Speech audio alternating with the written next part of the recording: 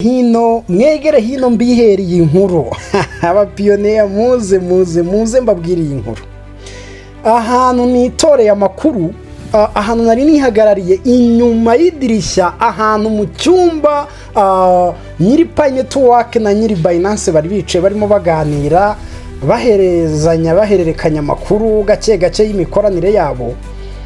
Nanjye ntego ugutwi kwidirisha niyumvira gake ndavuga nta bagabo barimo baravuga ibiki. Burya ngo Binance sha ifite ukuntu igerageza amacoin mu buryo bw'ibanga ku buryo abantu tudashobora kumenya ngo muri system bari kugerageza iyo coin gute. Nabo bagiramo testnet muri Binance bagatestinga amacoin sha burya ngo bari kugerageza Mainnet. Ntabwo abantu twigeze tumenya ibyo ari byo sha. Burya babagabo baravugana tukagira ngo nabanzi sha kandi bavugana. Mu gihe abantu barimo baracungana no kureba na watching kuri BTC, donc barimo barareba BTC cyangwa Bitcoin, cyane abagwizatunga cyangwa se abanyamafaranga barimo bastoringa amafaranga yabo mu buryo bwa Bitcoin, bakagura ama Bitcoin kugira ngo babike ifaranga ryabo aho hantu kuruta kugenda kuyashira mu bigo by'imari cyangwa se mu mabanki. Abandi nabo bakaba barimo bareba za Ethereum mu buryo ziri gukura, cyane ko Ethereum yo ikora mu buryo bwa smart contract. Ubwo Bitcoin ni muri store of value, Ethereum muri smart contract, tukagera muri Solana kuri ifite performance na itari hasi. Burya shango Mainnet yo, it won't be just a coin but a system. Ntabwo Mainnet izaza ngo ibe ngo coin ngo like ahubwo yo bari kubaka system igomba kuzaba platform. Bivuze ngo when the Mainnet goes live cyangwa se igihe cyose Mainnet izakomera nyine ya system igatangira gakora, it won't be just a coin but a system. Ntabwo izaba imeze nka coin, ntabwo izaza ngo ibe coin gusa biraho, oya ahubwo izaba platform, izaba system. Bivuze ngo igihe byabereye bapiyoniya reka mbabwize ukuri burya twebwe tuba turi aha ngaha twivugira ibintu tugira gute, ariko burya hari amakuru aba ari aho ngaho inyuma ku buryo turamutse dusobanukiye iby'umushinga wa Mainnet. Mbabwize ukuri aka kanya ahubwo sinzi niba uri umugabo, ahubwo reka tuganire sha mwamfura mwe. Niba uri umugabo ukaba ufite Mainnet, gerageza wereke umugore password sha. Mwerekeje rutazirenga sha ukasiga umugore utaramubwiye ubutunzi buherere. Ni kuri YABISO TV show, ni YABISO wanyu umwanya wa Sorosa Mukondo wa Semembo mwuzukuru wa Ndoba. Mwe wavuze ko kubinuza ko umugore ari umugabo. Nagize amahirwe mvuka ivanjiri yaraje mvana ivata mu kanwa, bityo mubyumvise murakomeza muranyemera mukomeza kumva ibyo mvuga. Ndabakunda cyane, nanjye mbifuriza kugira imana n'amafaranga ndetse n'ubuyobozi bwiza. Mbahaye ikaze rero muri iki kiganiro, mwe mwamaze gukanda subscribe muri ab'ingenzi, namwe mukurikirana ibiganiro byacu igihe muzabona bikwiye mujye mukandaho, dukomeze twubake umuryango mugari kuri YABISO TV show. Yes, uyu munsi rero hari haciyemo nk'iminsi like 2 days cyangwa se 3, je pense que ntekereza ko tutari duherukanye, ariko nibaza ko aho muri hose mumeze fresh. Abapiyoniya bamwe inbox muramvugisha, abandi turahura imbona nkubone, mumeze fresh. Mainnet mu mitwe yanyu ewana muyifitiye trust iri hejuru cyangwa se muyifitiye ikizere. Ibyo ni nabyo byanyabyo, kandi ikintu mbikundira nuko abapiyoniya benshi duhura imbona nkubone bambwira ko bamaze kuyijabura. Mainnet barayijabuye, hari ukuntu bajabuyemo bamaze kumva kuri ku buryohe bwayo, barakubwira bati nta mushinga nka Mainnet uko byamera kose n'ubundi bizaba byiza kurushaho.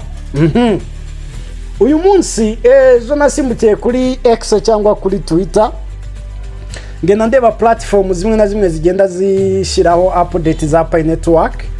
Mbona abantu bagenda bavuga bati, cyane bamwe mu basesenguzi bakomeye bati, abantu benshi, most of the people are watching the BTC halving, cyangwa se barimo barikurikiranira ibya Bitcoin ukuntu imeze neza cyangwa irimo ibihe byayo byiza.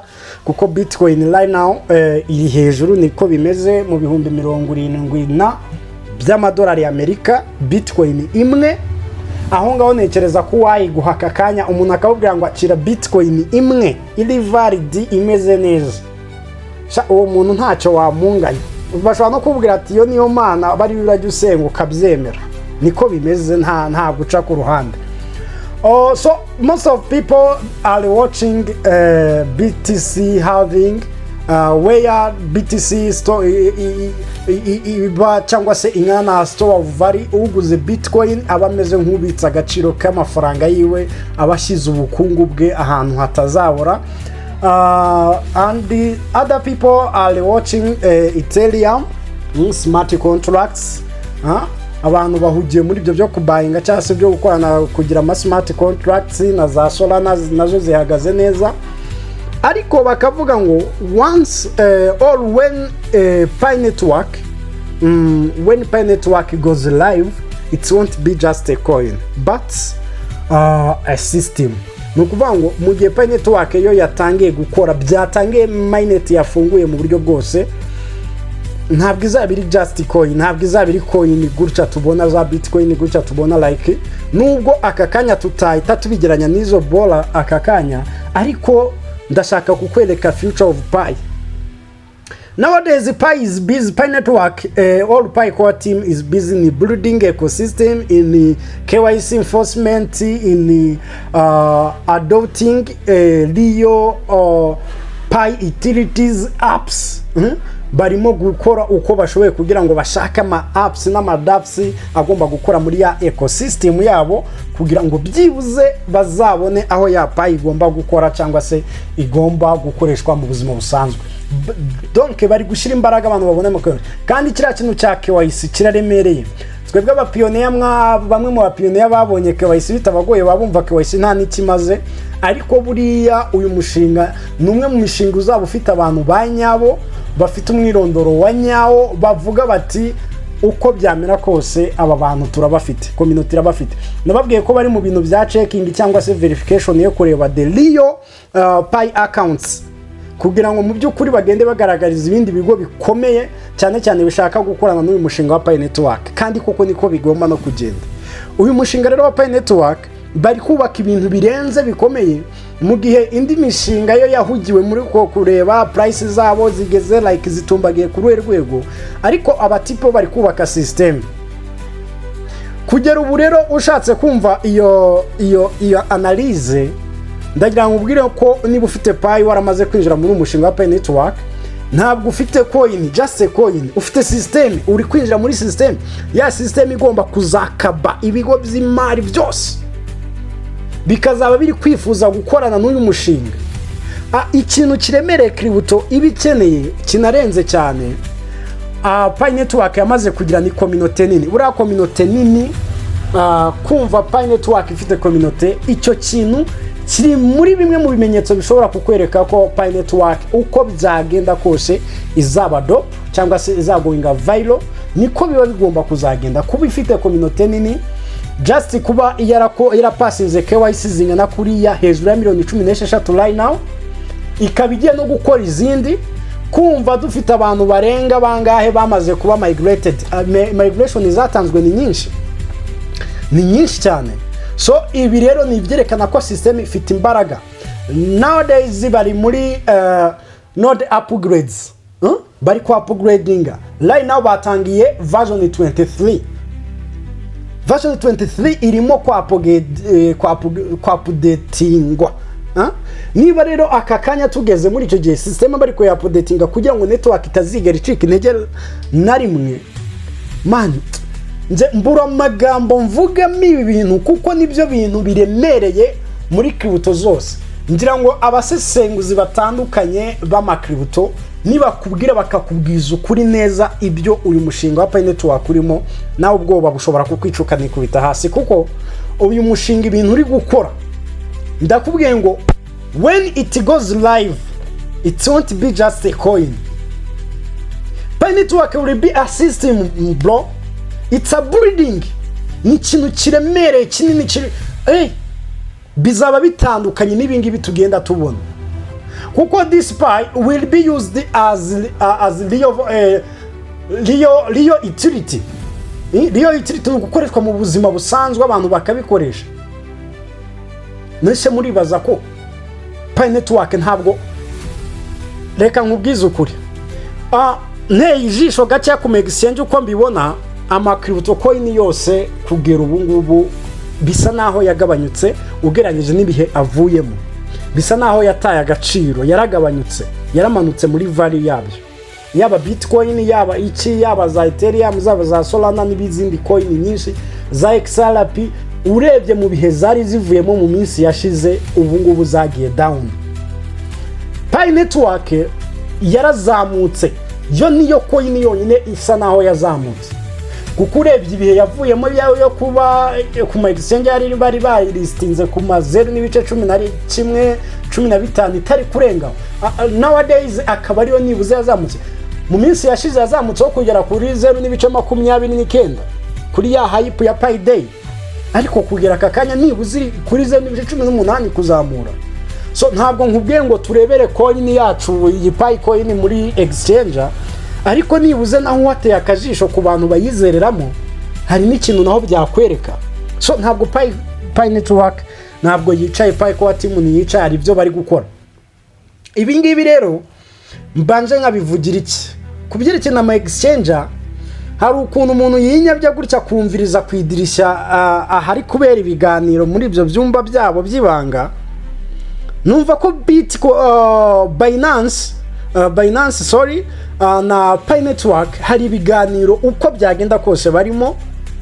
Numva burya Binance igira ukuntu ikora testnet, ifite ukuntu testing amacoin before you clear listing, kuko Binance nka exchange nini ikomeye idashobora kukulisting utarafunguwe, batarabonye real utility, batarabonye ecosystem ikoreshwa, community nini. Ibyo byo Pi network irabyujuje, kandi donc ibikeneye ya coin iri free tradable, donc iri tradable for free, icuruzwa nyine bakayibona ari ya coin ikaza bakayilista, ariko kandi ikagira liquidity. Icyo akaba ari cyo cyambere buri exchange abanza kureba. Ese ku muntu ufite Pi biroroshe ko yabona amafaranga, biroroshe ko yabona fiat money, biroroshe ko ataburara, biroroshe ko yahaha ku isoko, biroroshe ko yagira gute. So burya rero uriya mugabo nyiri Binance na nyiri Pi network, burya ngo ibiganiro babigeze kuresha. Abajinga baba baganira ntibatubwire ibyo baganiriye, ariko burya ngo baba biganira. So Binance rero system yabo ngo bafite uburyo bwo batesting amacoin ku buryo umupioneer cyangwa se umutrader, umukiriya wabo utapfa kwinjira muri system ngo urebe ngo nibiki biri kujya mbere, ariko burya ngo bafite uburyo muri system ya Binance batesting amacoin. So Pi network rero ni imwe muri coin ziri gutestingwa kuri Binance. Muri testnet ya Binance bo bafite uburyo bwo batestingamo amacoin, nkuko tuvuga ngo muri Pi network ari byo bari gutestinga, tukabona muri testnet ayo ma apps n'ibiki before yuko aza kuri Mainnet. Ariko Binance burya nayo ifite ukuntu igenda ikabanza ikagenzura coin. Iki kintu rero kiraremereye, kandi koko Pi network kugera ubu nitumara kubona liquidity iri hejuru ntibizaba birenze, kuko iyo mvuze liquidity abapiyoniya niyo mutari kumva iki kintu, ni mu buryo bwo kuvuga ngo ufite Pi biroroshye ko yahitabona moto, biroroshye ko yahitabona ibihumbi 10 cash, biroroshye ko umuntu ufite Pi yabihinduramo fiat money, yabihinduramo amafaranga bikoro, biroroshye ko umuntu ufite Pi afatiwe mu kabara amaze kwinywera byere afite Pi, biroroshye ko yahitazishura akigendera. Iyo nico bita liquidity. Ese biroroshye kuyikonvertinga muri cash, biroroshye kuyikonvertinga muri any currency, biroroshye ko umuntu ufite Pi like yagera muri shop y'inkweto akabona inkweto. Icyo nicyo twita liquidity, kuyakonvertiza muri cash biroroshye. So kuri ubu rero nicyo kintu cyonyine abahanga bari kurwana navyo muri Pi core team, nicyo kintu bari kurwana nacyo, ariko kandi bahere kuri izi upgrading. Man, ibi biboro mu biha agaciro, ibi biboro mu byemere, ibi biboro mu biyumve, kubera ko aka kanya ndakubwiza ukuri ko iyi systeme yacu nibamara kuyihagarika ku rwego bashaka kuyihagarikaho, ufite Pi ntazigera yicuza. Nakubwiye ngo niba ufite umugore cyangwa ukaba ufite abana, ukaba ufite inshuti zawe, ukaba uri umutipe w'umusore ufite umukobwa wamaze kwizera like, cyangwa umukobwa wowe wamaze kwizera umujama, ukavuga ngo uyu ni wanjye w'ubuzima bwanjye, nta wamenya. Ntukajye ufata password nk'iyi ngiyi ibitse ibintu bya danger ngo ubihishe ngo ubyitsimbane wenyine. Hoya, fata umupatena wawe umwereke, umubwize ukuri, umubwire ngo dore password zinjyana muri Pi network, muri Pi browser, dore passphrase aho zibitse, dore, kuko nta wamenya ejo wakarenga wowe cyangwa nawe akakarenga. So nibuze aba yarakubwiye izo staff, of course hari ukuntu byazagenda, kuko izi passphrase umuntu atazifite pe, umuntu adafite passphrase, adafite credentials zo kwinjira muri iyi system, ndakubwiza ukuri yazazikura he. Kandi Pi network ibaze nk'ubu umuntu afite nka account kuri ya Bitcoin cyangwa se kuri Binance, afiteho nk'ama BTC, like afite nka Bitcoin nk'eshanu, ariko ugasanga niwe wenyine uzi password yo kwinjira kuri zo Bitcoin, yarangiza akakarenga. Urambwira ko bitaba bipfuye ubusa se? Ibi ni bya bindi tubwira abantu, niba ufite nta kintu cyo guhisha umupatena buriya kiba gihari, ntacyo. Umupatena wawe uba waramwemeye, ufite kumubwira byose, abana bawe ufite kubabwira byose. Ubwo ndi kubwira abantu bafite mu myaka 40 n'abafite abana bamaze kuba bakuru, ugomba kubereka ibintu urimo, ukabibabwira, ukababwira ati dore ubutunzi, bimwe mu butunzi nteganya kuba mfite, dore, ku buryo ukarenze bamenya ngo kuri mobile money yawe hari iki, kuri banki zinizi hari iki, hari abantu bagufitiye amadeni, hari abo nawe uyafitiye. Nowadays hari ibintu mutagomba kujya muhisha abapatena cyangwa muhisha abana, muhisha abafamily, muhisha sometimes za nshuti zakadasohoka kuko ziba zihari, ariko mutaziringira babandi baje kubasahura cyangwa babiba, abo nabo barahari kuko ari uwo wabwira agahita gucucura. So rero hari ibintu mugomba kugira. So uyu mushinga wa Pi network rero, niba warawinjiyemo ukaba ufite umupatena, mubwire ko ibyo bintu birimo, umwereke n'uburyo babyinjiramo, ku buryo nukarenga umushinga zawukomezanya. Icyo ngicyo rero nimukajye mujya kure y'ukuri y'ibihari, kuko biba bishoboka, ni ibintu biba bishoboka. Impamvu nge aka kantu mangatayemo nuko future Pi nge namaze gutangira kumera nk'uyirota, iraremereye, iri ku rwego rwo hejuru, iri dope. Umuntu uzaba ufite Pi man, ariko mana yanjye sinzi ukuntu nabivuga, ariko iyi Bitcoin muwa muyigereranya nayo, iyi Bitcoin mu by'ukuri ntabwo abantu bayumvaga pe, ntabwo abantu bayumvaga. Iyi Ethereum mubona ku bihumbi bingahe by'amadolari, ntabwo abantu bayumvaga, ndetse ibi iyo mbivuze abantu benshi barabyibuka bari gusharingana amalinki kuri Ethereum, batabyumva, badashaka no kubyitaho. Murabizi mu bigo by'amashuri, mu makaminuza, mu institution, murabizi kugera aka kanya ntabura kuvuga ko n'abaperezida benshi b'ibihugu ubu babifite ama Bitcoin, bafite ama Ethereum, babitse ubutunzi bwabo mu makripto. Kuko nibuze kugera ubu ibigo by'amabanki, ibigo by'imari nyine amabanki baba babona what you have, ufite iki. Ariko ubu ngubu nk'abanyarwanda bifite ama Bitcoin, ndakubwiza ukuri biba bigoye ko government yamenya ngo ufite iki, biragoye. Urugero rworoshye ku bantu mucuruza online forex trading, birazwi se, kandi murabikora, mwe murabikora, murabikora, abantu barabikora, sinamenya ngo kanaka ninde ariko birakorwa, amakuru abahari. So rero ikintu cyo mugomba kumenya nuko ikoranabuhanga ari ryo turi kwinjiramo. Abantu mwiyadabute ku ikoranabuhanga, mwisangemo, mubyige, mucukumbure, mumenye ikoranabuhanga. Isi turimo iragana he, ni isi y'ikoranabuhanga. Icyo kintu ntabwo wagisimbuka, nta n'umuntu n'umwe uzaba ufite uburenganzira bwo gusimbuka ikoranabuhanga turi kwinjiramo. Nawe nta muntu uzasimbuka iki kintu man, ntawe. Niyo mpamvu rero utagomba gufata ibintu by'ikoranabuhanga, ifaranga koranabuhanga ngo urishire hirya iyo ngiyo. Reka urarishyira hirya iyo gute? Wagize amahirwe urabimenya. Iyi coin ya Pi network rero itazabatungura. Imwe muri coin yabaye free, ukayimayininga kuri telefone, bikoroha kuri telefone. Iki kintu cyo mu gikurure, reka mining ize ihagarare. Mining nimara guhagarara, agaciro noneho gatangire kazamuka, ubireba warananiwe gukora ibyo ugomba gukora aka kanya. Reka twongere mu kindi kiganiro.